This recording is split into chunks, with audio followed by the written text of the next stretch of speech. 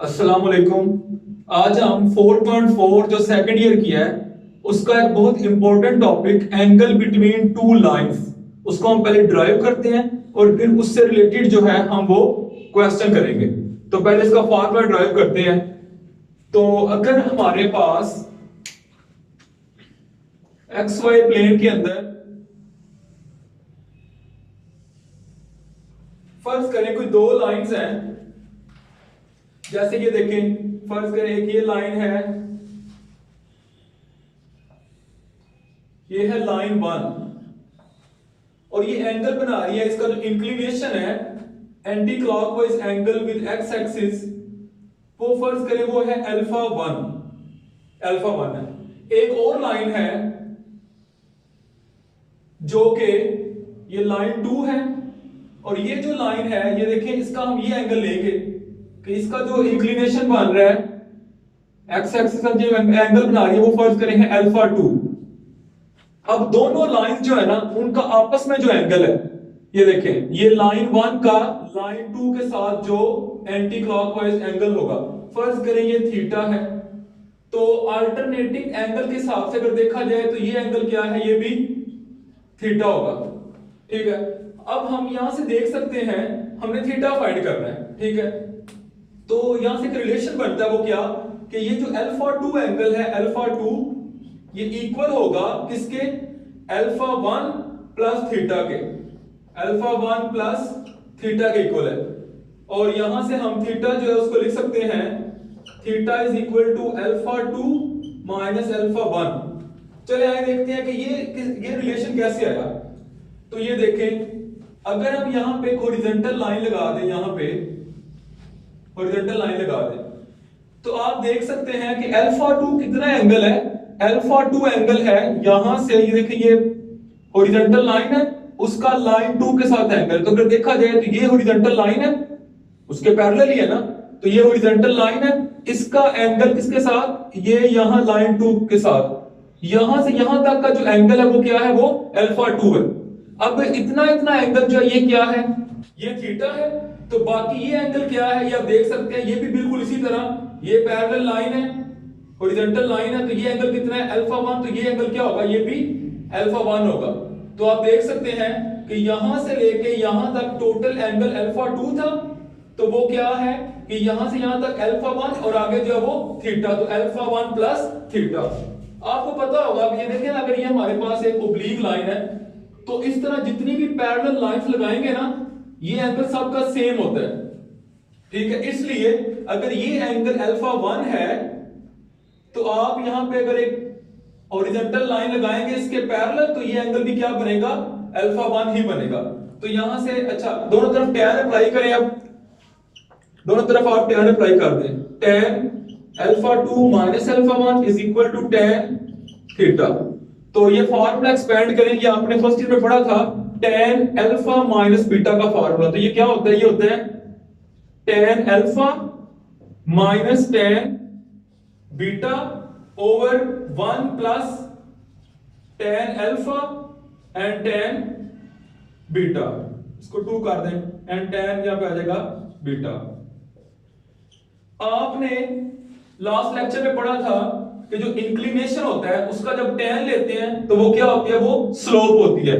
तो tan alpha to ये slope है उस लाइन टू की, तो ये देखिए ये हमारे पास आएगा tan अल्फा टू, तो ये लाइन टू की स्लोप होगी m2 minus tan alpha one line one की slope m1 over one plus m2 and m1 is equal to tan theta.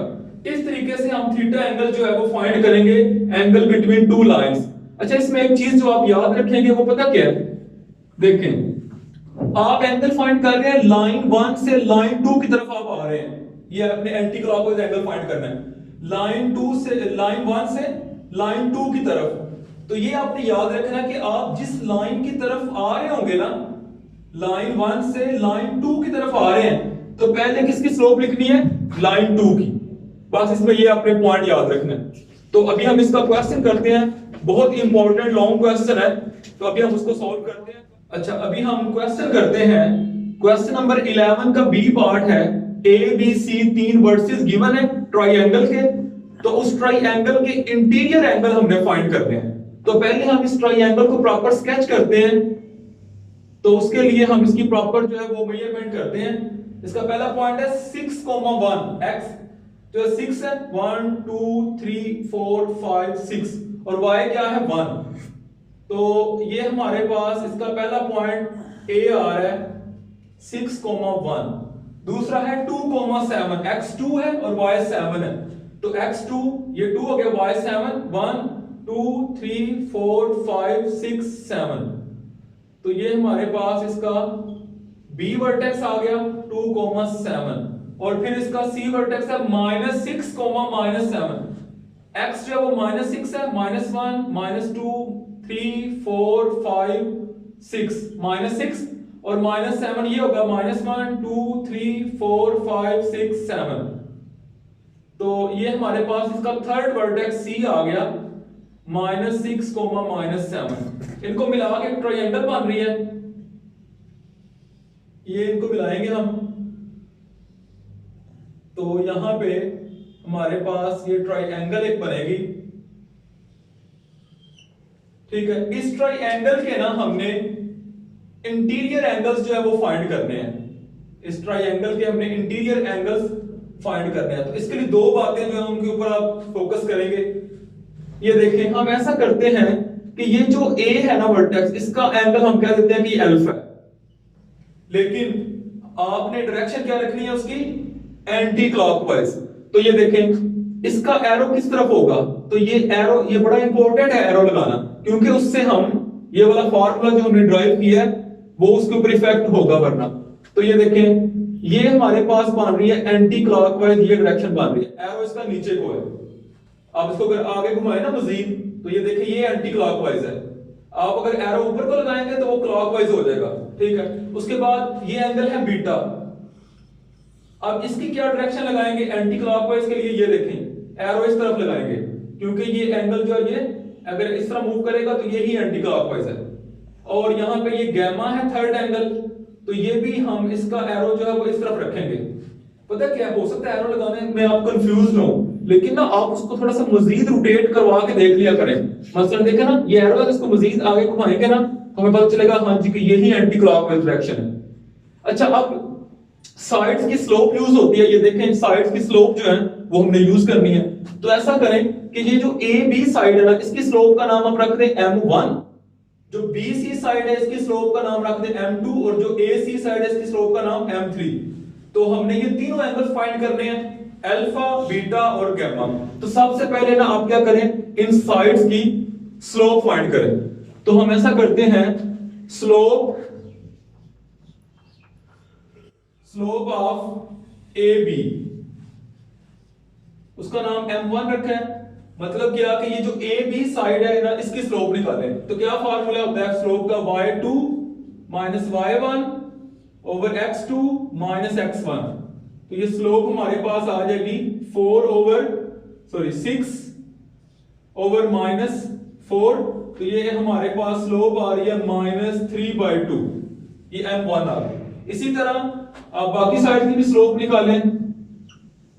Slope of BC side, इसकी स्लोप का नाम हमने रखा हुआ है m2।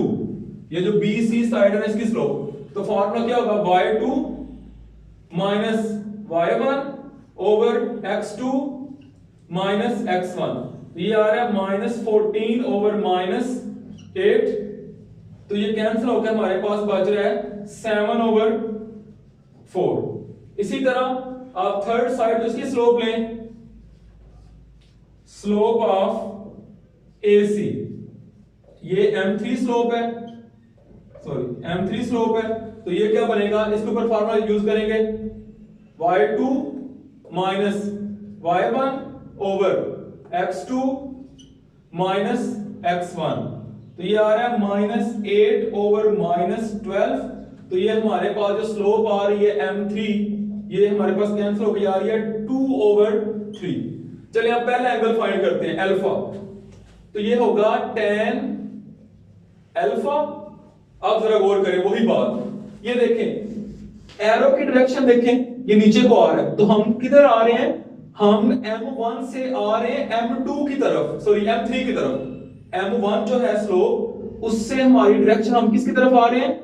M3 की तरफ। तो पहले M3 को लिखना है, M3 माइनस M1 जिधर से आ रहे थे M1 over 1 plus M3 M1। ये आपको मैंने बताया था। तो यहां पे इनकी वैल्यूज पुट कर दें। tan alpha is equal to M3 क्या है? वो हमारे पास है 2 ओवर 3 माइनस M1 क्या है? M1 हमारे पास है minus 3 over 2 over 1 plus M3 2 over 3 and M1 minus 3 over 2। इसको सिंप्लीफाई करना है, लेकिन आप देख सकते हैं बटे में 0 बन रहा है। ये देखें ना, ये 2 2 से कैंसिल, 3 3 से कैंसिल, 1 और माइनस 1 बटे में 0 आ जाएगा। तो ये हो जाएगा हमारे पास अनडिफाइंड। तो अल्फा क्या होता है? tan inverse infinity. तो tan इंफिनिटी पे क्या होता है? पाई बाई 2 होता है, 90 डिग्री होता है। और आप देख सकते हैं डायग्राम, हालांकि हमने इतनी एग्जैक्ट डायग्राम नहीं बनाई, रफ स्केच की है, लेकिन फिर भी आपको ये लग रहा होगा कि ये एंगल 90 का है। तो हमारा ये एंगल हमने फाइंड कर लिया। इसी तरीके से आप एंगल बीटा फाइंड करेंगे और एंगल गामा फाइंड करेंगे, वो हम इजीली कर सकते हैं। बीटा, ये जरा गौर करें, देखें ये एंगल बीटा है, एरो इस तरफ जा रहा है हमारा एंटी क्लॉकवाइज एरो। तो हम जा रहे हैं M2 से M1 की तरफ। तो मैंने बताया कि जिस तरफ आप जा रहे हैं पहले इसको लिखना है। तो ये एरो जा रहा है हमारा इस तरफ 2 से 1 की तरफ। तो पहले क्या आएगा? पहले आएगा M1 माइनस, फिर आएगा M2 over 1 plus M1 M2। अब हमें इस फार्मूले से हमें बीटा मिलेगा। तो आए इसमें वैल्यूज पुट करते हैं। तो ये हमारे पास आएगा tan beta is equal to M1 minus M2। M1 क्या है? माइनस 3/2 माइनस M2 क्या है? 7/4 over 1 plus M1 and M2। तो इसको हम सिंप्लीफाई अगर करेंगे, सिंप्लीफाई करके हमारे पास जो बीटा है वो अगर फाइंड करना होगा तो हमको इक्वल आ जाएगा tan इनवर्स ऑफ ये जो भी नंबर हमारे पास बनेगा। इसको हम सिंप्लीफाई कर सकते हैं। मसलन देखें, अगर मैं इसका एलसीएम लूं, ऊपर एलसीएम क्या आएगा? ऊपर इसका एलसीएम आएगा 4। तो 4 2 पे कैंसिल करेंगे तो बाकी 2 बचेगा, तो -6 और यहां पे 4 कैंसिल होके -7 डिवाइड। जो इसका एलसीएम आ रहा है वो 8 आ रहा है, क्योंकि ये दोनों ना मल्टीप्लाई हो रही है टर्म्स, इसलिए 8 आ रहा है। तो ये हमारे पास इसका 8 एलसीएम आ जाएगा। तो 8 को 1 से करेंगे तो यहाँ पे 8 ही आएगा। 8 8 से कैंसिल हो जाएगा, माइनस माइनस प्लस, तो ये आ जाएगा 21। तो ये देखें, ये हमारे पास ऊपर आ रहा है -13 ओवर 4 और ये रेसिप्रोकल होके क्या आ जाएगा? 8 ओवर 29।